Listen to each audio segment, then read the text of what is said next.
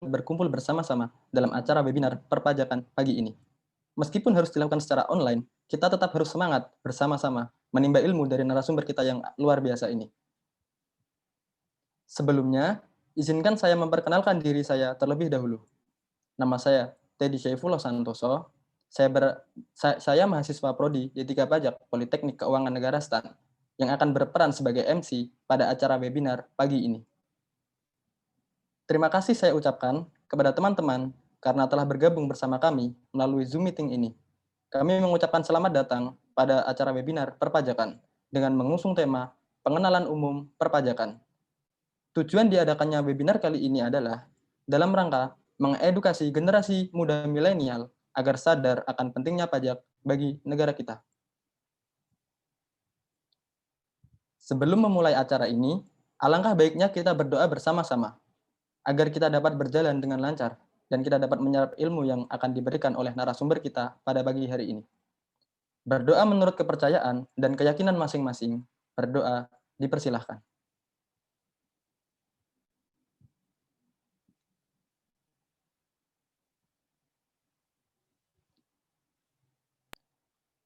Berdoa dicukupkan. Rekan-rekan sekalian, izinkan saya untuk membacakan susunan acara pada pagi hari ini.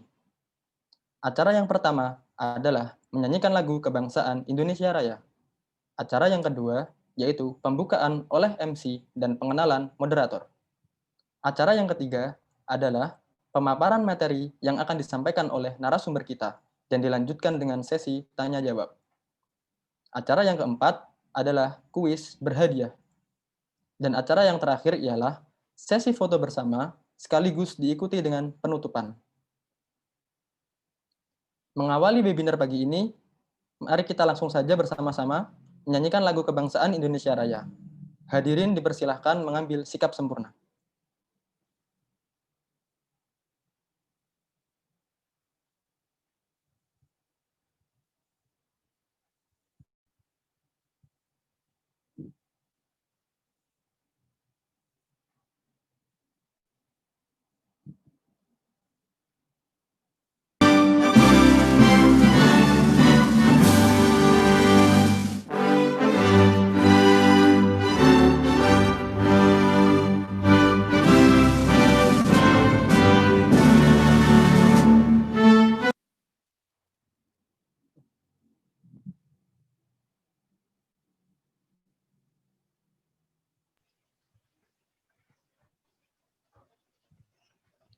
Ada konten.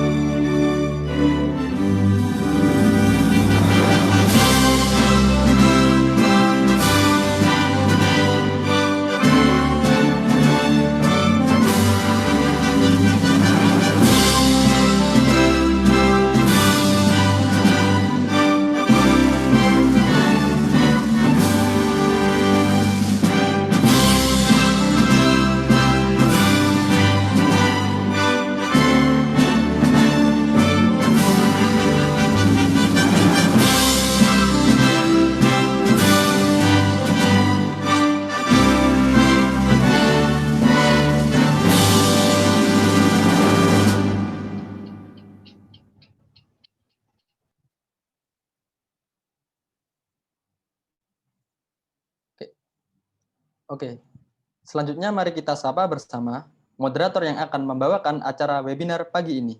Kepada Saudara Adiasa Gema Adzani, waktu dan tempat saya persilahkan.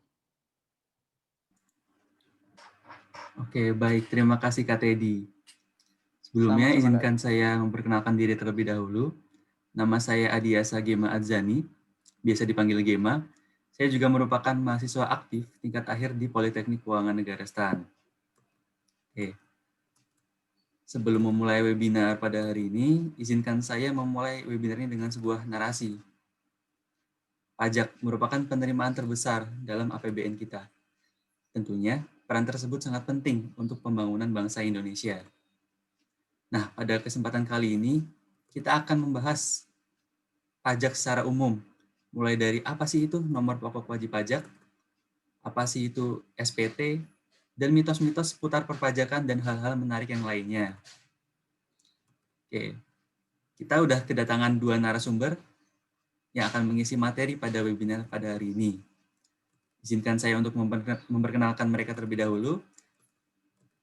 Narasumber yang pertama adalah Muhammad Ilham, atau yang biasa kita panggil Kak Ilham. Kak Ilham lahir di Sampit 31 Oktober 1999. Kak Ilham ini juga merupakan mahasiswa aktif di Politeknik Keuangan Negara STAN.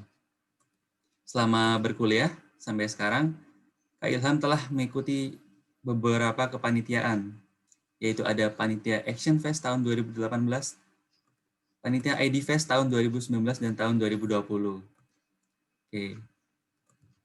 Untuk narasumber selanjutnya, yaitu ada Kak Fahri Zahwan Haris, atau biasa dipanggil Kak Fahri. Kak Fahri lahir di Sekayu 19 April tahun 2000. Kak Fahri ini juga merupakan mahasiswa aktif di Politeknik Keuangan Negara STAN. Selama berkuliah, Kak Fahri telah aktif mengikuti beberapa acara atau kepanitiaan. Salah satunya sebagai koordinator pelaksana di acara Tax Islamic Fair. Dan Kak Fahri juga merupakan founder dari sinerginegeri.id. Oke. Setelah berkenalan, mari kita sapa dulu nih kedua narasumber kita. Halo Kak Ilham, halo Kak Fahri. Halo Mas Gema. Oh, Mas Adi. Oke. Untuk Kak Ilham nih. Kak Ilham gimana nih kabarnya pada hari ini? Ya, kabar saya hari ini alhamdulillah baik ya Kak Gema. Oke, alhamdulillah. Semoga Kak Ilham dan keluarganya selalu diberikan kesehatan ya dan perlindungan. Ya. Oke. Kak Fahri, gimana kabarnya pada hari ini? Alhamdulillah baik. Semoga teman-teman juga dalam keadaan baik semuanya. Oke, amin. Terima kasih Kak Fahri. Setelah berkenalan, tentunya udah pada nggak sabar kan ya buat mengikuti webinar pada hari ini. Baik untuk Kak Fahri dan Kak Ilham, waktu dan tempat saya persilahkan.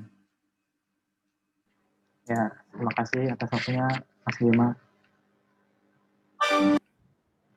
Ya, kita masuk materi yang pertama ya. Yang pertama adalah latar belakang. Jadi, sejak reformasi perpajakan pada tahun 1983 silam, Indonesia ini telah menganut sistem self-assessment, yaitu seseorang yang telah memenuhi persyaratan objektif dan subjektif harus berinisiatif sendiri mendaftarkan dirinya sebagai wajib pajak dan selanjutnya akan mendapatkan nomor pokok wajib pajak. Nah, sistem self-assessment ini juga berlaku bagi wajib pajak saat melaksanakan kewajibannya. Artinya nih, wajib pajak harus menghitung, membayar, dan melaporkan sendiri pajak terutang sesuai ketentuan yang berlaku.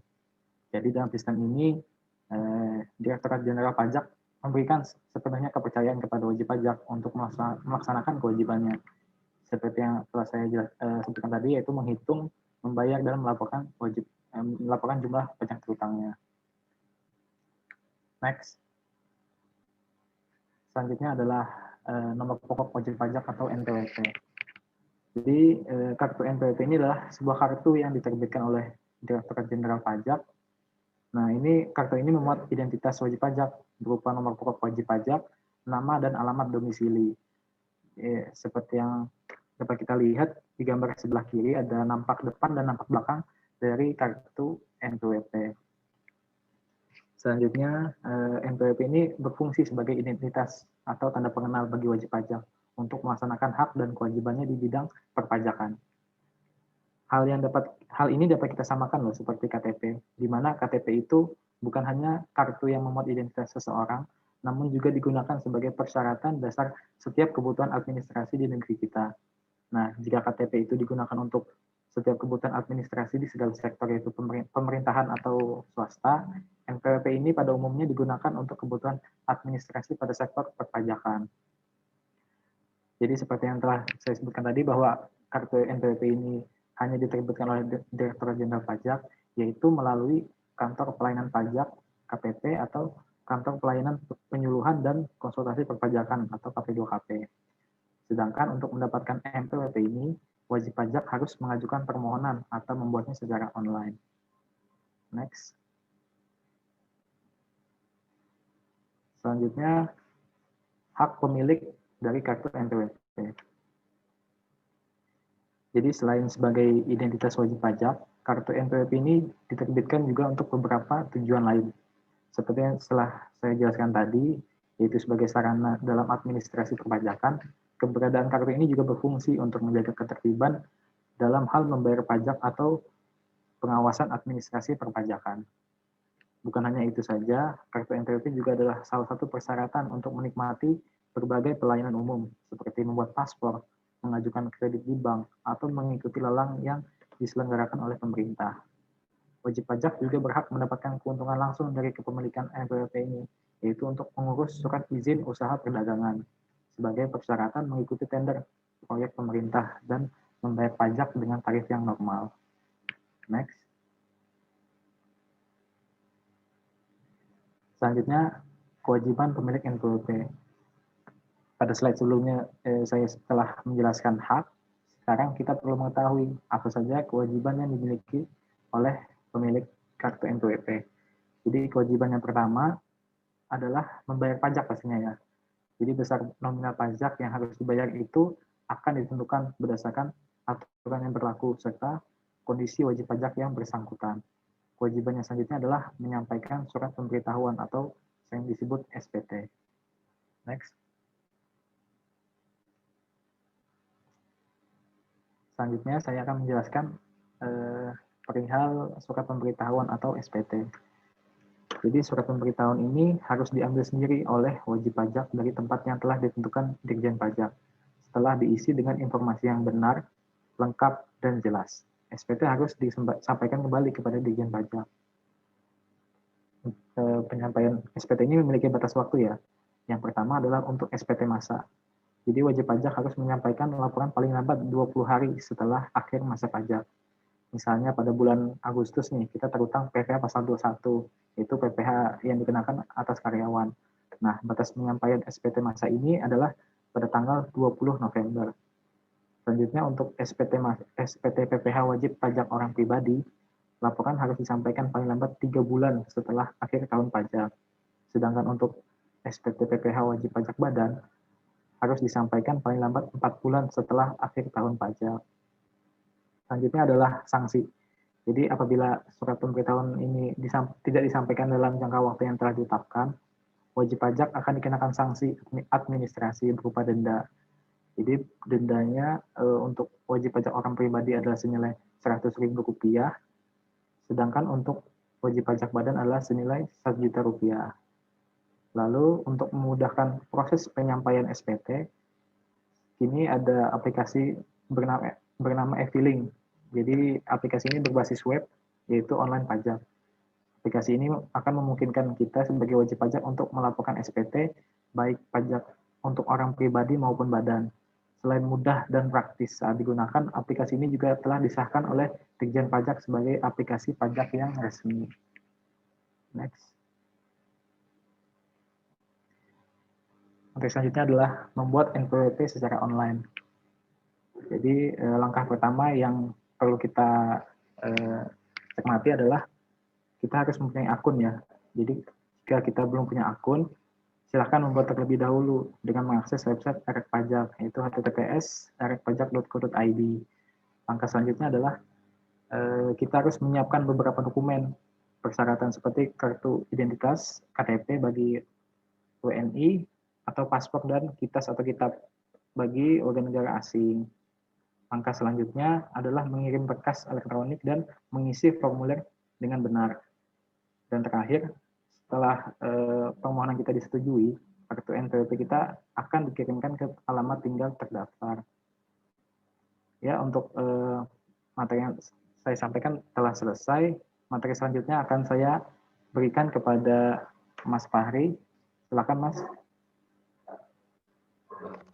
Baik teman-teman, selanjutnya kita akan membahas mengenai ketentuan atau keuntungan dari memiliki NPWP. Bagaimana teman-teman lihat, kalau kita mau mengurus dokumen keimigrasian, kemudian perbankan, kita tentu memerlukan yang namanya paspor, SIUP, dan kartu kredit. SIUP ini merupakan surat izin usaha perdagangan teman-teman. Di next. Nah, kemudian kalau misalnya teman-teman ruginya kalau tidak memiliki NPWP, maka teman-teman akan dikenakan tarif pajak lebih tinggi 20%.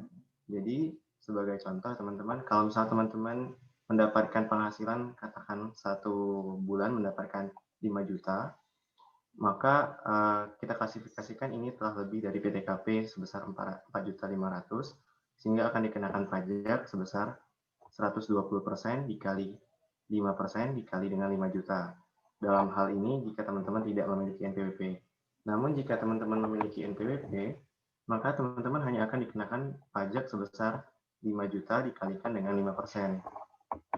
Sedangkan memang teman-teman jika memiliki NPWP, teman-teman memiliki kewajiban untuk melaporkan penghasilan setiap bulan.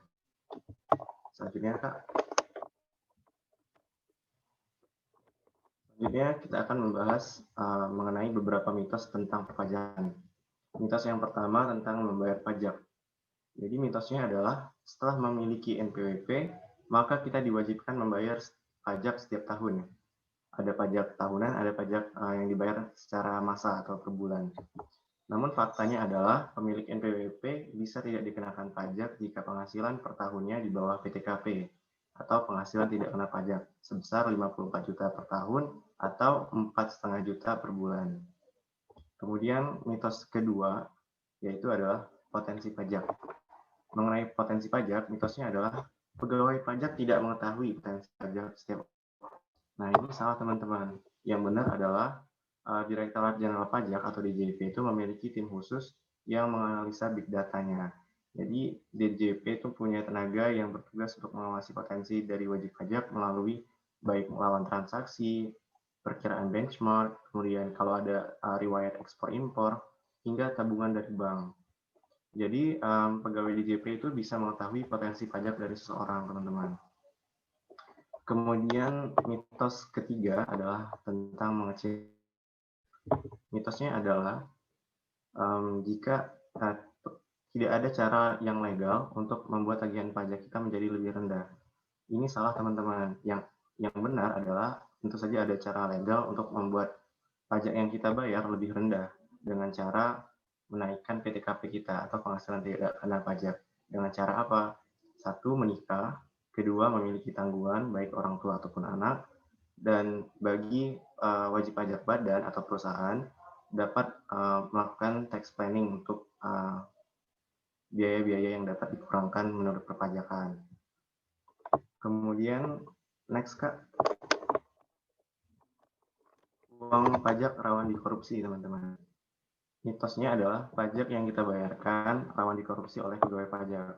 Nah, jadi justru instansi di bawah Kementerian Keuangan ini adalah instansi yang integritasnya paling tinggi dibandingkan kementerian lain. Sehingga dapat dipastikan uang pajak yang dibayarkan oleh teman-teman itu tidak melalui kami atau tidak melalui pegawai pajak, namun disetorkan langsung ke persepsi ataupun pos persepsi. Sehingga kemungkinan korupsi sangat kecil karena uang langsung masuk ke kas negara. Kemudian mitos yang kelima, harus datang langsung ke KPP.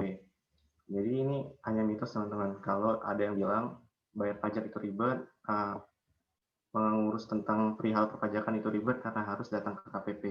Faktanya adalah saat ini sudah banyak kemudahan yang telah diberikan sehingga kita bisa membayar pajak, mengisi SPT, berkonsultasi melalui jarak jauh, teman-teman. Bisa melalui e-filing, e-bupot, e-billing, dan juga bisa bertanya melalui kering pajak pada akun reserve AR yang sudah terdaftar, teman-teman. Selanjutnya, Kak. Kemudian untuk pajak sehari-hari, jadi dalam kehidupan kita sehari-hari ini tentu saja ada beberapa pajak yang seringkali kita jumpai, sehingga mau tidak mau kita tidak bisa lepas ataupun menghindar dari pajak tersebut. Adapun pajak-pajak itu antara lain adalah pajak penghasilan atau PPh. Pajak penghasilan atau PPh ini adalah pajak yang dikenakan kepada orang pribadi atau badan atas penghasilan yang diterima dalam 1 tahun pajak. Misalnya penghasilan ini berupa gaji, dividen saham, kemudian hadiah undian, dan lain-lain. Yang kedua, ada pajak pertambahan nilai atau PPN. Pajak ini adalah pajak yang dikenakan atas konsumsi barang kena pajak dan atau jasa kena pajak dalam daerah kalian, atau istilahnya wilayah Indonesia. Misalnya teman-teman membeli barang tertentu di supermarket, dan barang ini tercantum dalam barang yang dikenakan pajak, atau barang kena pajak menurut Undang-Undang PPN, maka atas pembelian tersebut akan dikenakan PPN. Kemudian pajak bumi bangunan. Pajak bumi bangunan atau PBB ini adalah pajak yang dikenakan bagi orang pribadi ataupun badan yang memiliki atau memanfaatkan tanah ataupun bangunan.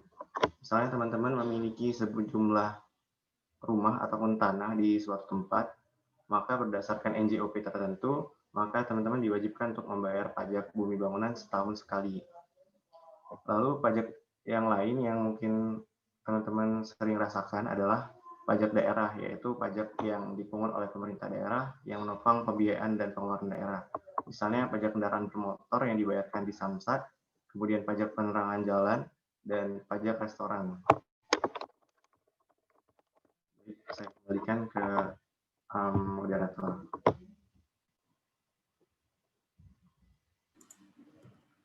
Oke, baik. Terima kasih atas pemaparannya Kak Ilham dan Kak Fahri. Jadi itu adalah sesi penyampaian materi. Sepertinya sangat bagus dan sangat menarik ya apa yang disampaikan tadi. Rasanya sangat membuka wawasan kita tentang perpajakan secara umum. Baik, selanjutnya adalah sesi tanya jawab. Saya akan memandu sesi ini dengan membacakan pertanyaan yang telah masuk. Oh ya, kemarin waktu pendaftaran sudah kami masukkan opsi untuk mengajukan pertanyaan. Jadi sekaligus untuk menghemat waktu, saya akan coba mengambil beberapa pertanyaan yang sudah masuk. Oke, untuk pertanyaan pertama, jika ada seseorang pengusaha yang tidak membayar pajak selama bertahun-tahun, apakah nantinya perusahaan itu akan ditutup atau hanya seperti diberi sanksi dan harus dibayar dengan jangka waktu tertentu? Dalam hal ini, pihak perpajakan sudah memberi pernyataan atau surat pemberitahuan terhadap perusahaan, tapi tidak diindahkan pemberitahuan tersebut. Jadi pertanyaan ini mungkin boleh dijawab oleh Kak Ilham terlebih dahulu. Ya, saya akan menjawab pertanyaan ini ya. Jadi untuk pertanyaan ini, sepanjang wajib pajak itu tidak mengajukan permohonan penghapusan NPWP perusahaan, maka atas NPWP tersebut akan dianggap masih memiliki kewajiban dalam pelaporan dan pembayaran pajaknya, dan tidak akan dihapus atau ditutup. Nah, juga karena tidak ditutup atau dihapus ini, nanti akan tetap diterbitkan denda tunggakan atau atas ketidakpatuhan wajib pajak dalam memenuhi kewajibannya.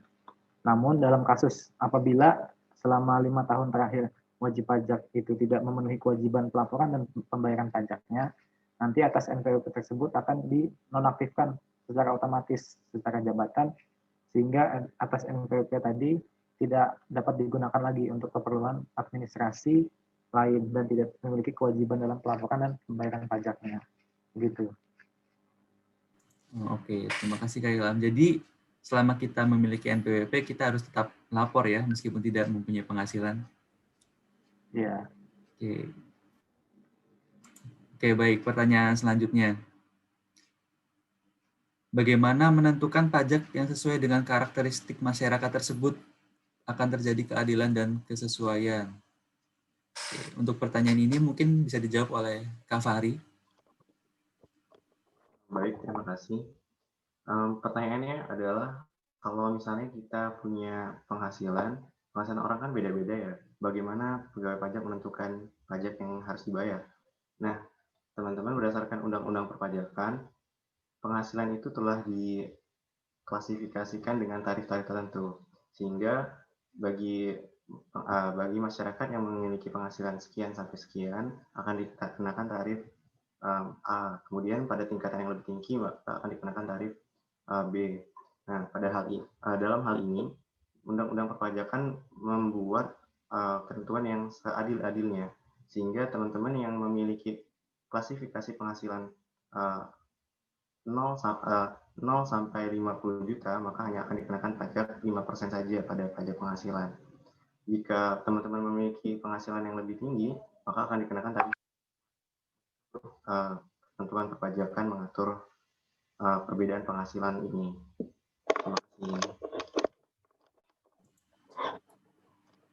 Oke, baik. Terima kasih jawabannya Kak Fari. Jadi, pajak akan dikenakan sesuai level penghasilan ya. Semakin tinggi penghasilan, semakin tinggi pajaknya juga. Begitu ya Kak Fari? Ya, betul. Oke, baik. Terima kasih. Ada pertanyaan selanjutnya, yaitu, apakah pajak masih diwajibkan untuk UMKM yang terkena dampak dari pandemi COVID-19 yang mengakibatkan profitnya menurun?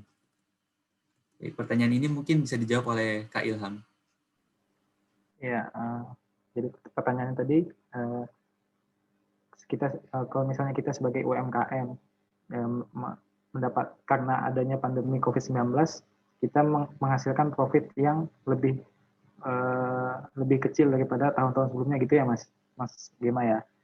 Iya, Jadi betul. Gitu. untuk hal ini kita harus melihat dari Undang-Undang Nomor 23 Tahun 2018. Jadi di sana kan udah disetujui bahwa tarif pajak UMKM itu adalah sebesar 0,5% dari penghasilan bruto. Jadi untuk pengenaan ini akan tetap wajib melakukan pembayaran dan pelaporan pajak. Namun pembayaran pajak ini akan menyesuaikan dengan penghasilan bruto tadi. Jadi misalnya penghasilan brutonya berkurang atau lebih kecil daripada tahun sebelumnya, pajak yang dikenakan pun akan mengikuti. Jadi kan tadi kan sesuai undang-undang tadi kan udah dibilang untuk tarif pajak itu 0,5% dari penghasilan bruto. Jadi pajak itu akan mengikuti besaran dari penghasilan yang dihasilkan oleh UMKM tersebut. Gitu. Oke, baik. Terima kasih jawabannya. Jadi sebenarnya dari pemerintah juga masih insentif begitu ya, Kak Ilham, atas terjadinya pandemi ini. Iya. Oke, baik. Kita masuk ke pertanyaan terakhir. Ada yang menanyakan tentang SPT nih. Mau menanyakan terkait pelaporan surat pemberitahuan tahunan. Karena dalam waktu dekat, sekitar bulan Februari atau Maret, sudah mulai pelaporan SPT tahun 2020. Jadi tahun 2019 kemarin, saya tidak melakukan pelaporan SPT dan sampai saat ini, saya belum membayarkan denda. Apakah jumlah tagihan akan sama atau bertambah? Baik, mungkin untuk pertanyaan ini bisa dijawab oleh Kak Fari. Jadi terkait dengan akibat tidak melaporkan SPT tahunan pada tahun 2019, maka akan dikenakan denda sebesar 100.000 untuk orang pribadi atau 1 juta untuk perusahaan atau badan. Nah, denda ini tidak akan hilang sehingga teman-teman diwajibkan untuk melaporkan SPT tahun 2019-nya pada pada bulan Maret 2021 dan April 2021 untuk perusahaan badan. Sehingga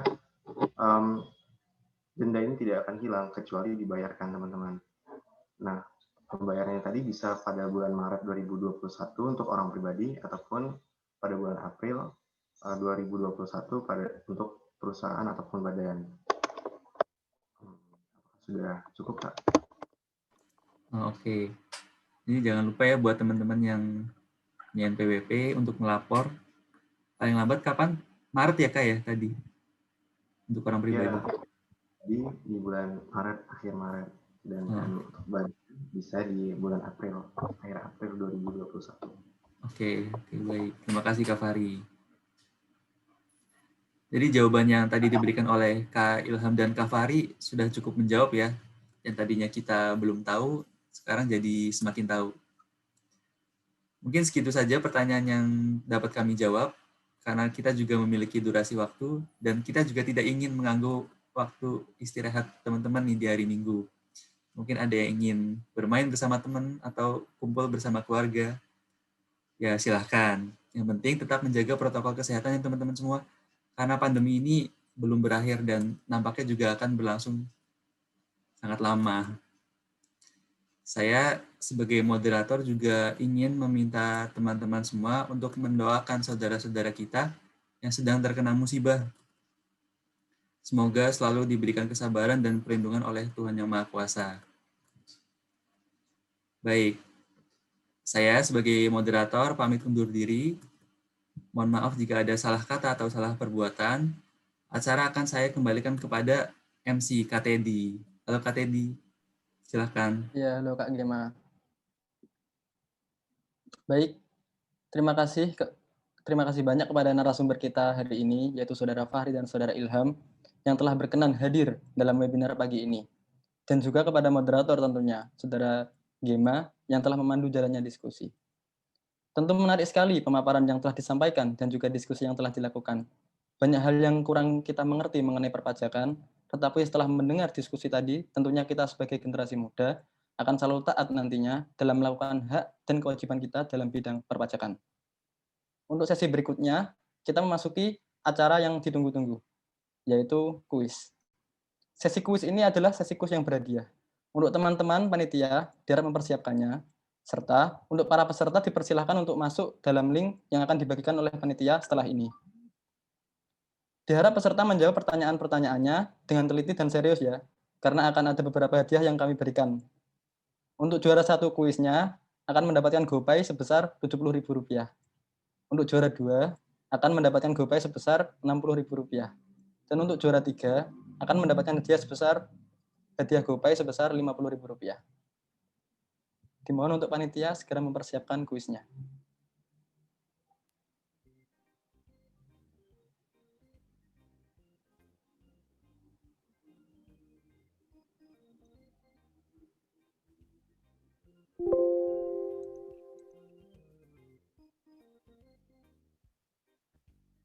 Untuk peserta bisa segera untuk mengaktifkan ponselnya dan mengikuti kuisnya. Akan ada 3 pemenang yang akan kita ambil dari kuis ini.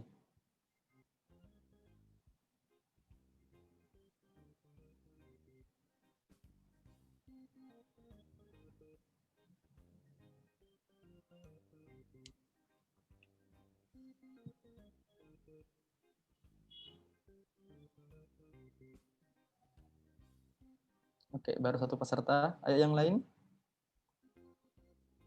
Lumayan ada hadiahnya.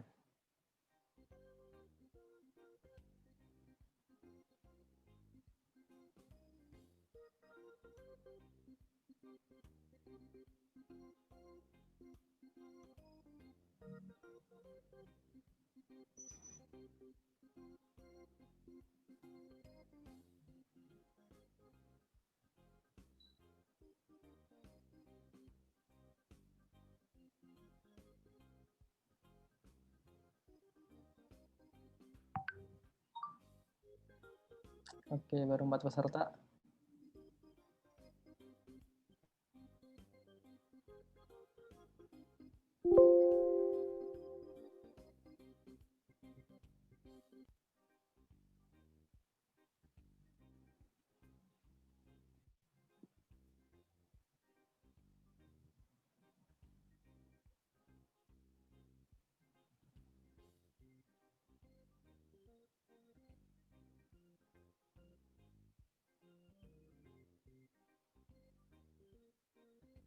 Ya, baru 11, 12.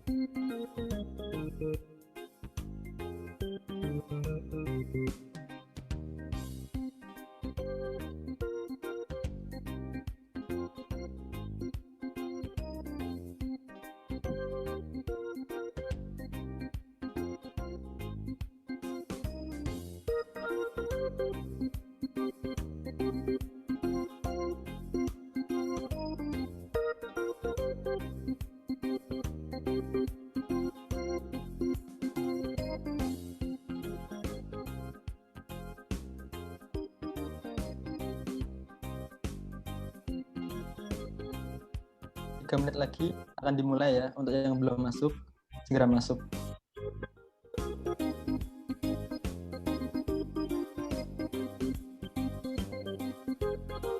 Nanti 9.40 kita start kuisnya.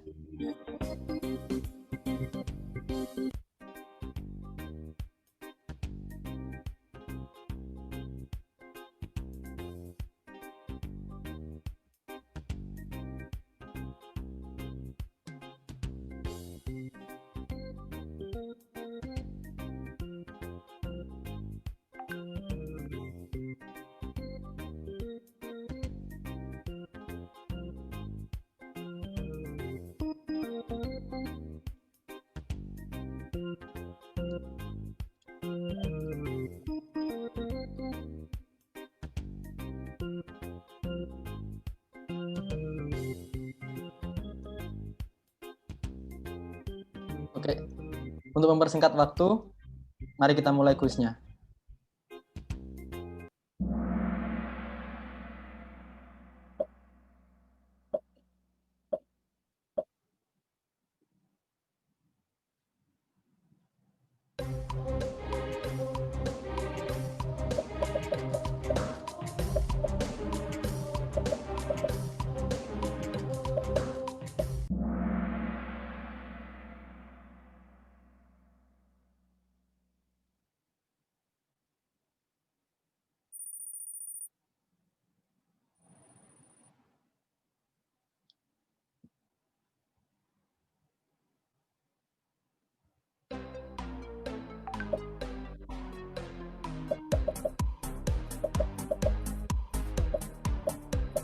Apa kepanjangan dari NPWP?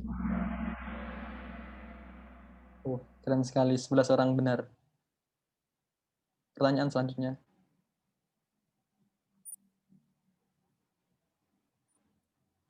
Siapa yang berwenang untuk menerbitkan NPWP?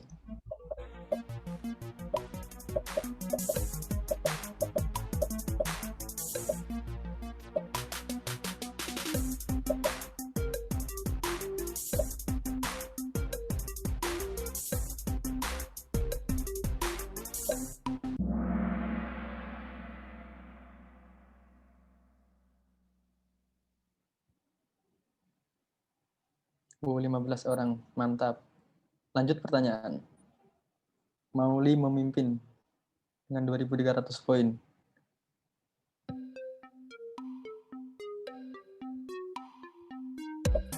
Di next. Berapa besar denda bagi BP Badan jika telat menyampaikan SPT?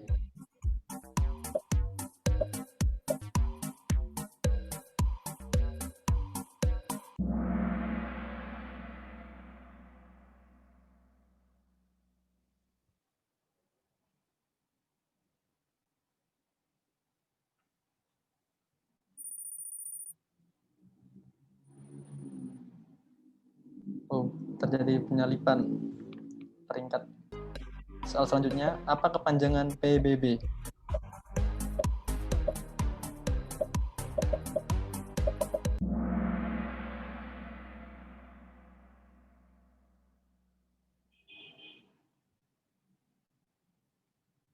Luar biasa, 14 benar.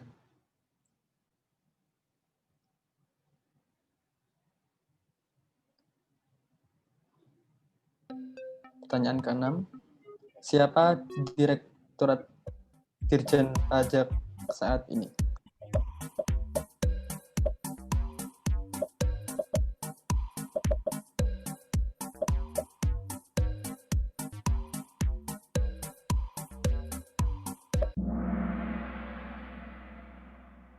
Ya, Utama.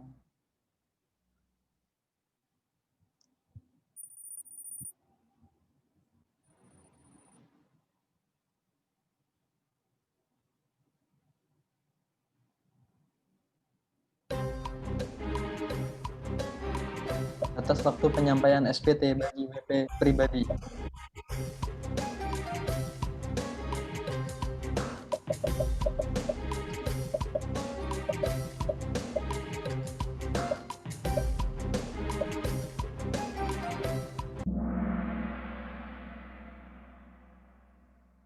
Nah, banyak yang salah ternyata.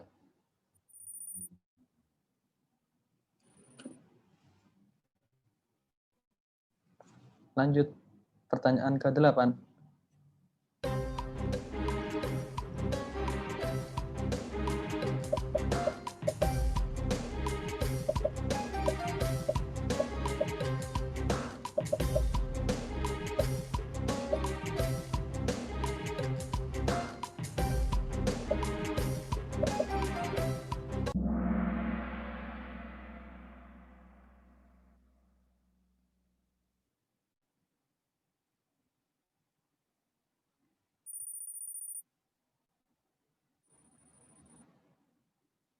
Lanjut, pertanyaan ke-9.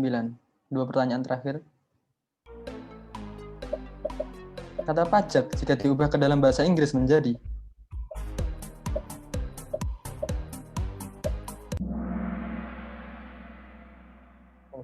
benar semua, mantap. Langsung ke pertanyaan terakhir, pertanyaan penentu buat pemenangnya.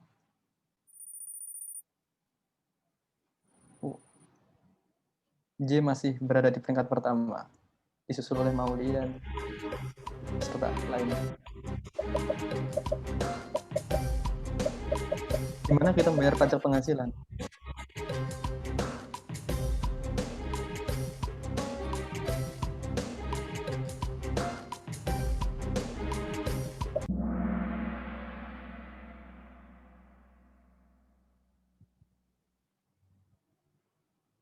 Membayar pajak itu di bank persepsi atau bank yang ditunjuk, bukan ke kantor pelayanan pajak. Oke, sesi kuis telah berakhir. Kita lihat pemenangnya. Juara 3-nya Lutfi Milenia. Selamat untuk Kak Lutfi Milenia. Juara keduanya Kak Mauli. Juara pertamanya Kak. Oke.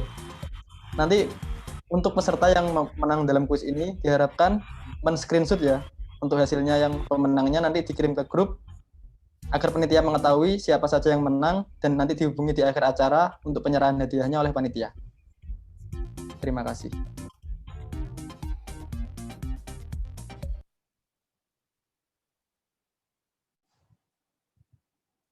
Nah, oke. Kuis telah selesai. Bagaimana tadi pertanyaannya? Cukup mudah kan ya? Selamat kepada para pemenang kuis tadi. Selanjutnya untuk acara yang terakhir dan sebagai penghujung acara penutup, kita akan mengabadikan momen bersama kita di webinar kali ini. Kita akan mengambil foto secara virtual bersama narasumber, moderator, dan para peserta. Untuk itu, kepada para peserta webinar yang belum mengaktifkan kameranya, dimohon dan sangat dimohon untuk mengaktifkan kameranya. Dan untuk teman-teman operator, harap bersiap. Nanti aba-aba akan saya berikan.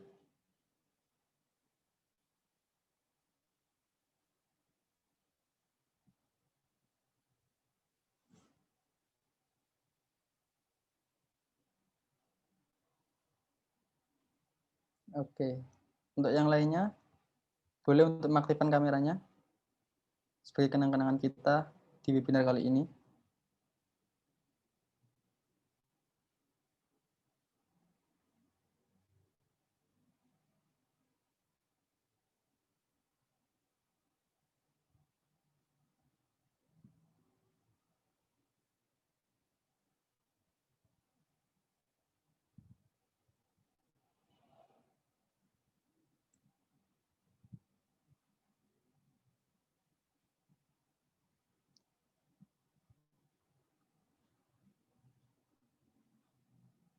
Oke, langsung aja panitia segera bersiap-siap.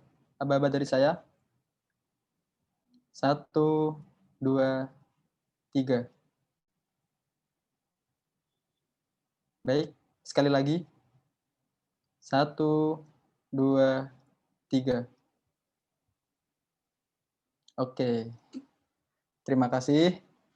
Untuk peserta nanti akan mendapatkan sertifikat berbentuk e-sertifikat yang akan dikirimkan oleh panitia melalui nomor yang telah kalian daftarkan di G-form pendaftaran tadi. Di sesi terakhir, kita akan ada presensi yang linknya akan dikirimkan oleh akan diberi oleh panitia setelah ini. Gunanya link tersebut ialah untuk agar kita sebagai panitia dapat mencetak sertifikat dengan benar, dengan data yang sesuai dengan peserta isi di link tersebut. Mohon untuk panitia membagikan linknya.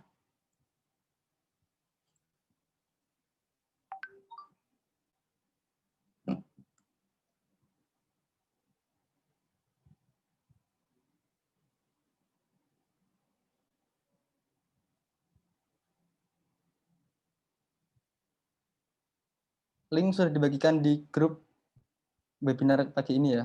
Bisa dicek di grup, langsung diisi saja. Boleh sekarang, boleh nanti setelah acara ini.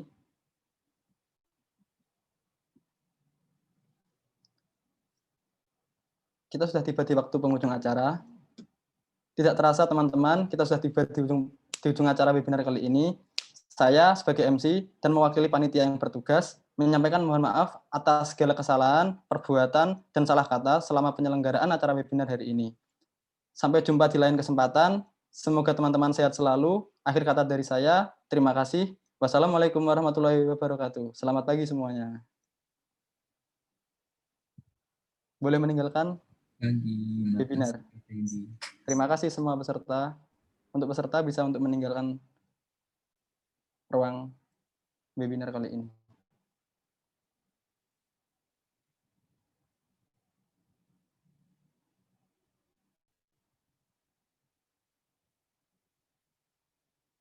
Terima kasih yang sudah datang.